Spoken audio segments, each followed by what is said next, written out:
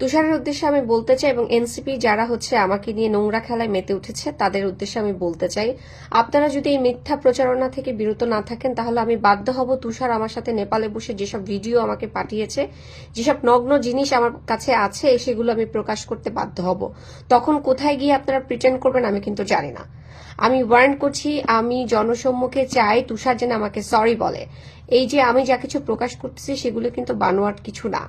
তুষারে যদি ওখানে তার নাম ব্যবহার করতে নাই চাইতো, তার মনের মধ্যে যদি কোনো রকম শয়তানি চিন্তা নাই থাকতো, তাহলে ওখানে সবাই জানে বাংলাদেশের ম্যাক্সিমাম মানুষ যে human rights activist Rezaur Rahman Lenin তিনি আমার বড় ভাই সমতুল্য।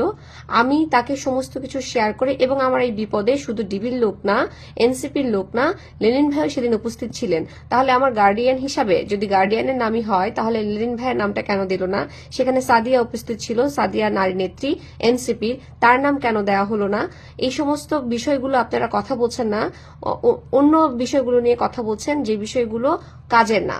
যদি আপনারা আমাকে সরি না বলেন, দুঃখ প্রকাশ না করেন, ভুল করেছেন সেটা স্বীকার না করেন, তাহলে আমি বাধ্য হব আমার কাছে তুষারের যে সমস্ত ভিডিও এবং ছবি আছে সেগুলো প্রকাশ করে দিতে।